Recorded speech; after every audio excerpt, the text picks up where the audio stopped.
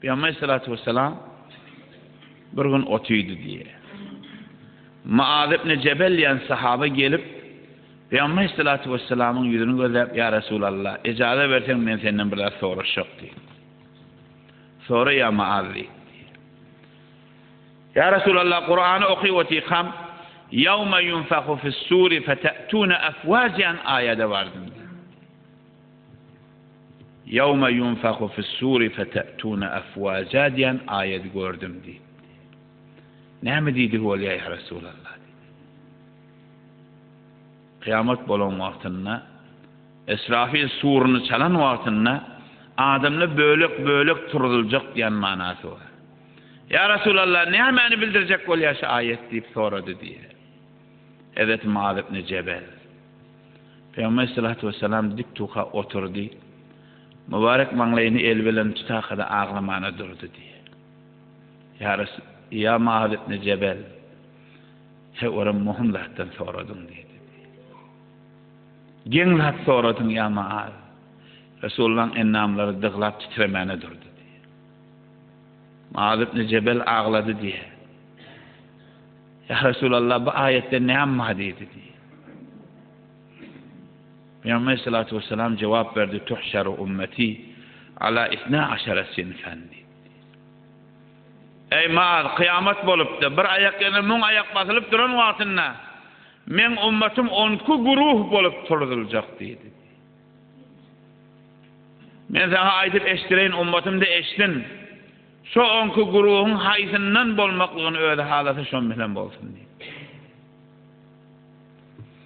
Avval kızı yuhşarune min kuburihim leyse lehum yedani ve la riclan. Avvalki guruh bir guruhtur. Turdulan vaktinde elsiz ayaksız toğuluk et bolup turdulacak. Feyunadi munadin haulaillezine يؤذون الجيران فهذا جزاؤهم ومصيرهم إلى النار نعوذ بالله el yok ayak yok yani toğluk et bolup böküp turulacak dedi diye. Adamlar heyran kalırlar. Bu ne yaparım tayfa? Bu ne yaparım grup?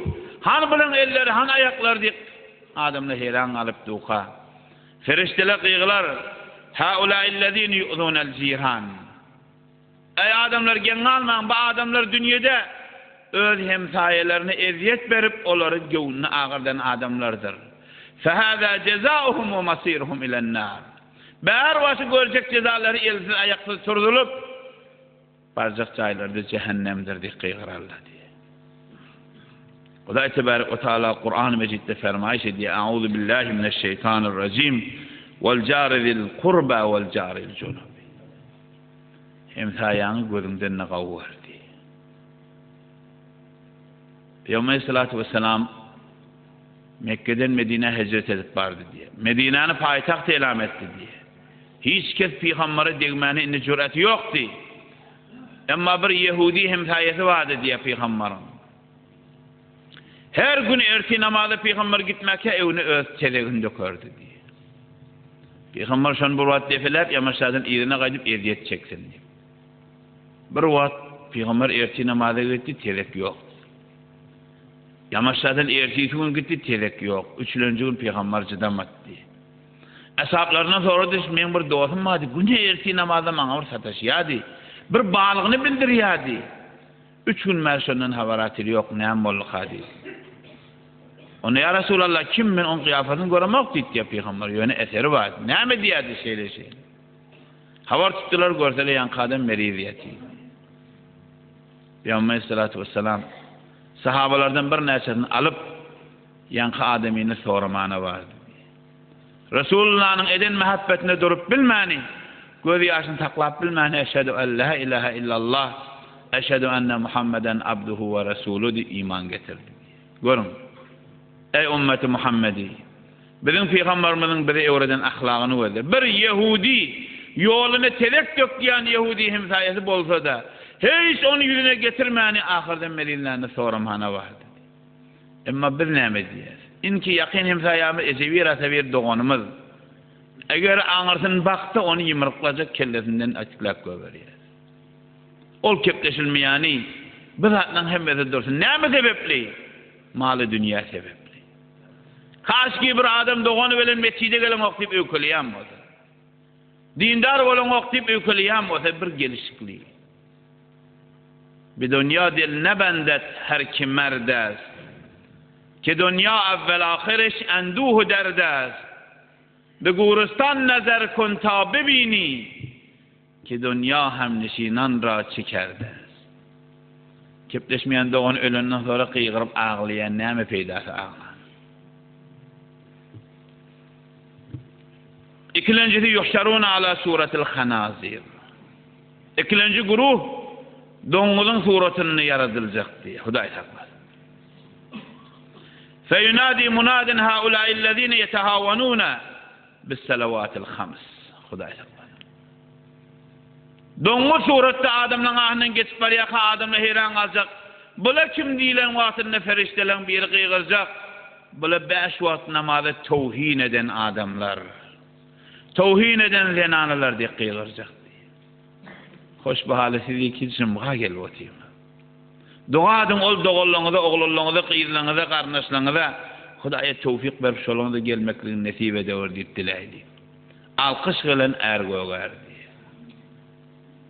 Yetahawanûnes salat. Namaz 5 wagt namazy tawhin eden adam. Hudaý Taala Kur'an-ı Mecidde fermaýş ediýär: "Auzu billahi mineşşeytanirracim. Fevailul lil musallin hum an salatihim sahun." Hudaý Taala Weyliyan cehennem namazı tawhin eden adamның jaýydyr. Peygamberin hadisi var, kıyamette awwal edilecek sual. Namazdır, her kim namazdan geçti beylekilerden süýrenip geçer. Şol doňgy suratda bolan adamlary cehenneme gaşyn sürüp barýakalar. Cehenneme alyp barýakalar, bir näse adam gapdylan çykyp, "Ey adamlar, doňgy suratda bolup cehenneme gaşyn barýaňyz, näme etdiňiz ýerlerine? Ma salakakum fi sakar." Näme da sizi cehenneme şeýle gitmeklige sebep boldy diýilen wagtynda. Qalu lam naku minel musallin we lam naku nut'imul miskin. Adany eşdip musulman bolup da namaza gelmedik. Belki tawhin etdik diýildi. Şoň hatyrynda doňgy suratda bolup mınjyra boldyk diýildi. Hudaý saklasyn. Bir gün bir jawan oglanyň aýallagyny dünýeden gaýtdy diýildi. Ayarlığının dünyadan qaydanına özü giyirip ayarlığının qabrının içki çukuruna qaldı diye. Qabrına qalıp duqa sözünden pul kiyip qaçtı diye. Bunu qabrın bir guşesinde koydu da maşgul oldu diye, sonra alarını diye. Ol ayarlığını jaylap, onu yüreğe koyup ağlap duruşunu bidat yatından çıktı. Berrak adamla bilen qaytdı, birden yadını üstü kiyip içinde qalıp. Guşede koyarlyk ýadyna şu tasyny galyp elini sokup alaýyn diýdi. 2-3 pil uraqada elini sokup aljak golla lafırdaqada ot çykdy da şerik. Elini ýüzüni ýakdy diýdi. Otdan gorkusyny ýere serpilip ýykyldy diýdi. Gömmäne durdy üstüne. Eli ýüzi ýanyk öýgem aglamana durdy. Ejesini çağırdy diýdi. Ejesi de "Jana ogul, näme aglaşyň, näme boldy?" diýdi. Elin yüzün yanıptır diýen, "Ey ejem bana aýt aýallyganyň näme eden etmiş wa" diýdi. Näme eden halasy wa diýip gıýgyryp aglamanadyr. Ejesi diýe "Jana ogul, doganyň pak, arasy eden hyýanaty ýokdur" diýdi. Aýtdy "Jana şeýle boldy, men kabryn kapdanyny açyp da kiyim alja golumda lafırdap ot ýüzüm bilen elim ýakdy" diýdi. Ejesi gewahlyk berdi aýallyganyň paklygyna, arasalygyna. Emma bir edýan etmişi hiç wagt namaza ähmiýet bermerdi diýdi. Okuy diýende gerekkä diýip aýdar tawhid eder. Ey aziz cemaatler, şu hadisler Kur'anyň şeýle gıýgyryp durmaklygynyň haklygyny hiç şek etmeýdi. Üçüncü guruh yuhşaruna turdularlar ve butunihim memlu'atun minel hayyat vel aqarib. Bir guruh adamlar geler qarlaryny ýylan içýänden doludur diýdi. Hudaý saklaýan.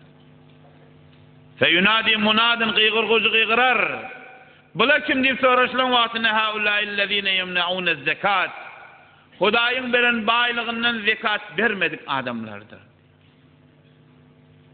Şeytan aleyhillerine bayla zekat verecek bolan vaktinde ay zekatın ne beriyan zahmet çekip ne kadar adamla öyle muamele edip tükanını bir yıl metel edip koyun çofana näçe pul verip de bir yığılan malyny näme sen berjek bolýan?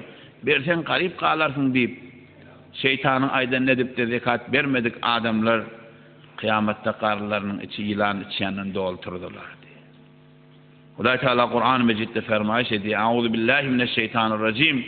Vellezîne yeknizûne'z-zehebe vel-fidda ve lâ yunfikûneha fî sebîlillâhi febeşşirhum bi'azâbin elîm. Hudaý Teala malum mulki yığlap Hudaýyň beren nimetinin lezzetini, keyfini görüp de üşür zekatı vermeyen adamlar febeşşirhum bi'azâbin elîm.